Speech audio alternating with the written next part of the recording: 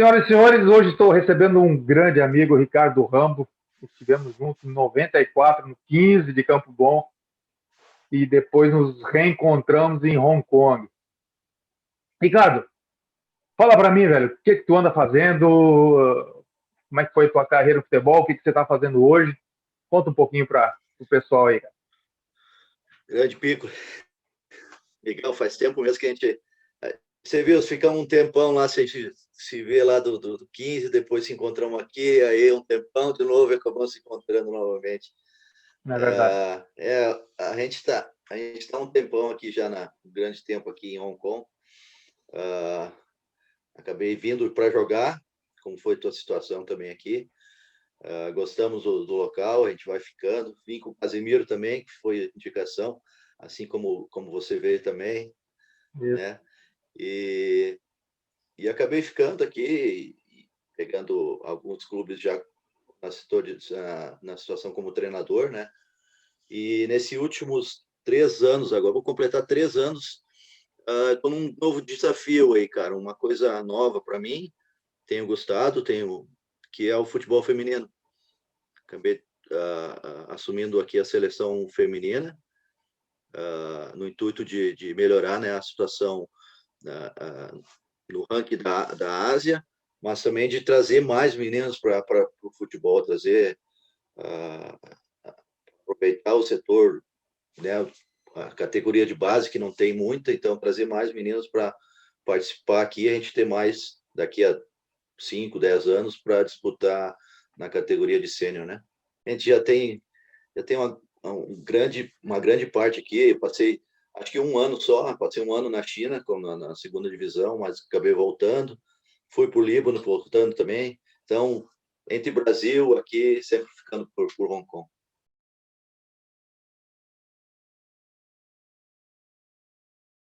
As coisas, quando essa passagem, né, de jogador para treinador é bem assim, rápida, né? Uns falam que é muito bom, porque tu tá no meio, foi rápido, tu não tá com aquela, eu tenho que parar e começar como treinador, que a minha, eu acho que a minha e a sua foi parecida, porque já de treinador, já pega de assistente, de jogador, de assistente, e já vai de treinador, não tem aquela parada, só que é uma coisa muito rápida, quando você vê, você tá no meio, e para estar no meio você tem que estar melhorando e melhorando, né? Quais foram os principais desafios que você enfrentou ali no exterior, cara? Você, brasileiro, né? Por mais que eu saiba que você se preparou um pouquinho antes de parar, ou pelo menos iniciou já essa ideia.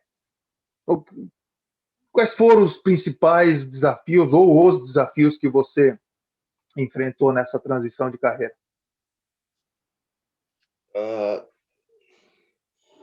Primeiro, eu acho que é você saber o momento certo de separar entre... você antes é jogador, boleiro, faz parte da conversa. Fora do país, você está sempre querendo amizade, está sempre querendo alguém junto de você. Quando você troca, passa a ser treinador, você quer continuar, mas ao mesmo tempo, se você continuar, tem jogadores que não entendem essa continuação e podem confundir as coisas. Então, você pode perder um pouco da sua autoridade, vamos supor, e do outro lado, se você cortar tudo, vão achar, pô, entendeu? Virou treinador, então tá. Então, não é que é uma dificuldade, é uma coisa que você aprende, é uma coisa legal que você aprende no dia a dia. Eu sofri, certo, que com algumas coisas, com algum, talvez, um jeito de não entendimento desse tipo de transação, né? Transição, que talvez o jogador não tenha entendido ou eu não tenha passado de forma correta. O grupo, não só o jogador, como o grupo também. E eu acho que essa foi um pouco mais a maior dificuldade nessa transição. Dentro de campo, a experiência, né, de tocar na hora certa, de saber aquela leitura de jogo, que vem aos poucos, que vem de jogo a jogo. É lógico que te dá, quando você acerta, te dá tô no caminho certo. Mas não é, sabe que a bola não é assim. Hoje tu tá no caminho certo, amanhã pode ser que tu, entendeu? Te dá uma experiência, se acumula aquela experiência e tenta levar para o dia a dia, mas você sabendo que vai ser sempre aquela que vai dar certo. No momento que der errado, você também tem que saber por que deu errado e tentar ajustar. Porque por eu já estar jogando aqui fora, eu acho que eu já sabia a cada jogador que gostava, o jogador que, ó, esse aqui dá para puxar um pouquinho mais. Sabe que o chinês aqui, o cara não dá para puxar, como senão você perde o jogador também, entendeu? Não dá para você ser estilo, eu vim do Brasil 2 turnos, a 1000, vou meter pau, não vou treinar pra caramba, que no jogo vai aparecer. Não sabe que. Aí você vai perder o jogador aqui também. Então, vou me adaptando nesse sentido. Foi boa essa experiência para mim, por ter jogado aqui já, por saber disso já, porque a gente sabe que muitos treinadores que vêm do Brasil direto, ou aqui para a China, ou para outras situações, se tu não se adapta à cultura, ou até o futebol como é, às vezes o trabalho não consegue sair, né?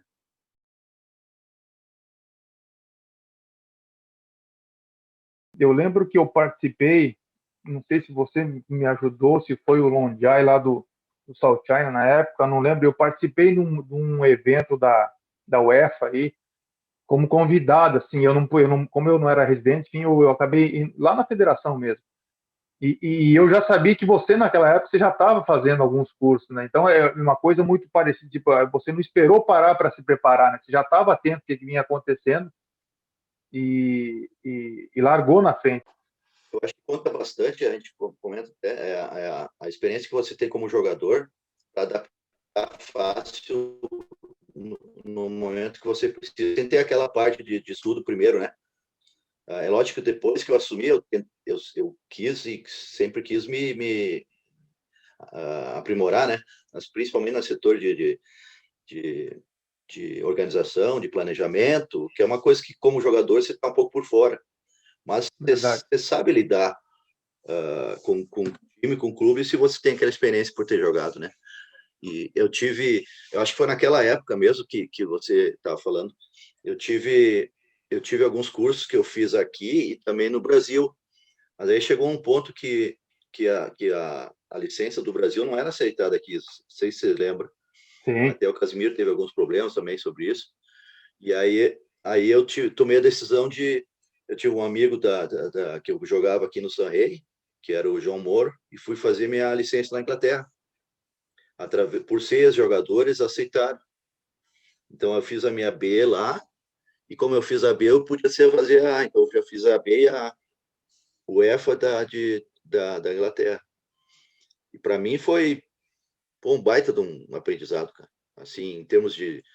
Já estava muito à frente de muitos cursos que eu fiz no Brasil, que eu acho que hoje estão fazendo alguns, assim, eu não cheguei a participar, mas pessoas que eu converso e alguns cursos que eu fiz também pela internet, tá bem similar, tá uma coisa bem legal, tá bem organizado, bastante conteúdo. E para mim foi um baita de um pé para mim, entendeu? Para mim conseguir seguir na carreira. E eu acho que é muito importante isso aí. Isso é muito. Eu vejo algumas discussões, se tem que ser jogador, se não tem que ser, entendeu? Você vê muito preparador físico hoje em dia sendo treinador. Tem que ter o balanço, eu acho que tem que ter o balanço. Não é porque você é o jogador que você vai parar, sou jogador, vou parar e vou deixar, entendeu? Você sabe disso que a gente tem que passar por muitas provações. Na verdade, é assim, né, Rambo? O que eu vejo, assim, e isso ficou muito claro para mim. O fato de eu ter jogado, ele pode até abrir a porta para mim, para a gente entrar, né? Para que eu consiga entrar.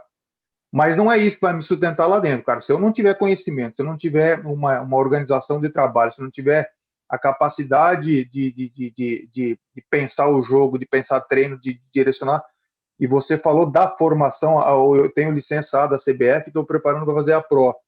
Mudou demais. Caso contrário, eu não teria feito aqui no Brasil, ia fazer na Argentina. Exato. Mudou demais. Exato. O conteúdo está muito bacana, está bem estruturado. Tenho amigos que fizeram a UEFA, estão fazendo aí, terminando, e eles também me passaram exatamente o que você está falando. Hoje você vai em qualquer situação, tem conteúdo, tem treino onde quiser, coloca YouTube, bota tudo. O problema é você colocar aquilo em prática da que a sua equipe precisa, né? Então é essa experiência que conta muito daquela nossa época para hoje. Na verdade, mudou consideravelmente, né, a forma de se treinar também da nossa época para cá, né? Se a gente for analisar hoje, a gente encontra Sim. treinamentos muito mais estruturados. Obviamente que nós, treinadores, também precisamos, ou o ex-atleta, ele precisa saber dessa estruturação. É claro que ajuda você ter jogado, você participa dessa estruturação. Mas lá atrás não tinha muito isso, e não tinha, não era no Não. Brasil, principalmente aqui no Brasil, não se fazia questão de divulgar isso, e que foi um grande pecado. Nós perdemos muito tempo aqui no Brasil, sabe, na relação no comparativo com outros países em relação à formação de treinadores. Hoje, o atleta já não te aceita se você não tiver argumentos, se você não tiver estruturação de trabalho, se você não tiver uma conexão com aquilo que você quer do jogo no dia a dia de treinamento. O jogador, ele te questiona demais. E assim como o YouTube ajudou a gente, desde que você tenha a competência de copiar e depois também divulgou, cara. Também. E outra coisa que eu senti aqui também, tu sabe que não tinha investimento para preparador físico, não tem investimento para fisioterapeuta, não tem investimento para analista de jogos hoje ainda não, incluído a seleção, que é uma coisa incrível, né? Então, eu acabei fazendo tudo, né, cara? Naquela época era análise de vídeo, era preparação física, dando treino físico. Aprendi tudo bem, mas em algum setor você acaba se perdendo, né? Sim, na verdade, assim, a gente acumula muita função, alguma coisa a gente vai deixar de fazer. O cara faz de tudo para não ser o campo, né? Mas acaba interferindo no campo. O único ano, teve um ano aqui que eu consegui trazer, que foi o Eduardo Maus, e o Macedo foi preparador de goleiro, aqui no Salteado, o ano que eu assumi depois de um português ter saído daqui, daí fui assumir como treinador, eu digo, eu preciso de um preparador e de um goleiro. Aí foi que foi colocada, a gente foi bem na competição da Copa da Ásia. O Eduardo é um baita preparador físico, comprovou isso aí, que tem a baita campanha no Operário aí também, está sempre nos grandes clubes, né? E o Macedo hoje está na China, está num clube da segunda divisão, onde estava, se eu não me engano, o treinador também é brasileiro. E eu acho que oferecemos essa oportunidade também para todos estar juntos. Então, quando o grupo é assim, a comissão fortalece muita coisa e você pode pensar em outras diretrizes, não em tudo ao mesmo tempo, né? Hoje, com mais de uma década, né, com experiência em comissão técnica, eu te digo, cara, é difícil, cara, a gente fazer tudo. Mesmo aí é difícil. A gente vai fazer, mas não se compara com ter um suporte de um preparador e, enfim, mais membros numa área que você possa também discutir algumas situações.